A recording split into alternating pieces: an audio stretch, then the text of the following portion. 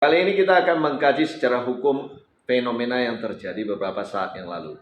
Masih ingat, lumayan banyak nasabah asuransi yang mengkomplain nilai tunainya terkait dengan nilai tunai polisi yang kecil dan komplain mengenai kok sesudah bayar 10 tahun masih harus bayar premi lagi. Padahal agen asuransi bilang sesudah bayar 10 tahun dibiarin saja, nanti dana akan bertumbuh sendiri dan asuransinya berjalan sendiri. Sekali lagi ini adalah kajian hukum. Bila ada 4 ahli hukum yang berpendapat, maka bisa jadi muncul 5 pendapat. Ini hanya analisa supaya kita mengerti. Lantas pertanyaannya, kemana nasabah ini harus mengadu? Dalam tanda kutip, jikalau benar agen berkata seperti itu.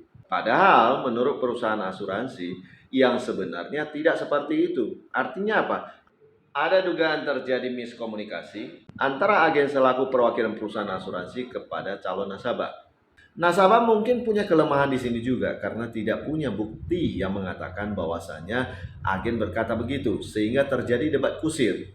Namun dari sekian banyak nasabah yang mengaku terjadi seperti itu, seharusnya kita bertanya-tanya, ada dugaan bahwa hal tersebut ditrainingkan atau diajarkan oleh perusahaan asuransi sehingga bisa terjadi cara penjualan secara massal masif seperti itu.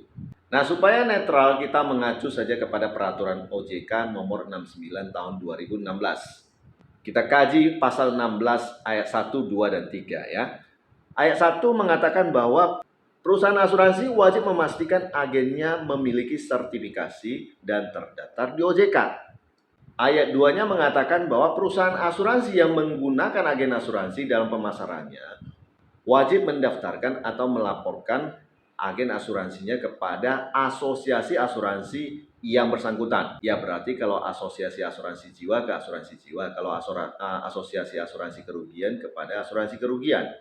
Membuat kontrak kesepakatan kerja dengan agen asuransi terkait dengan kode etik, kewajiban mematuhi kode etik, dan penyerahan premi. Nah, ayat 3-nya mengatur begini, bahwa perusahaan asuransi yang menggunakan agen asuransi dalam pemasarannya wajib bertanggung jawab penuh atas konsekuensi yang timbul atas penjualan asuransi yang dilakukan oleh agen asuransi tersebut.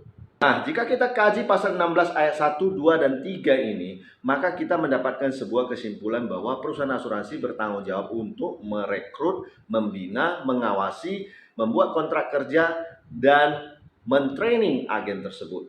Dan di ayat terakhirnya, ayat 3, dinyatakan dengan sangat jelas bahwa perusahaan asuransi selaku wadah perusahaan yang menaungi agen asuransi ini harus bertanggung jawab atas polis yang dijual oleh agen asuransi tersebut, baik benar maupun salah penjualannya.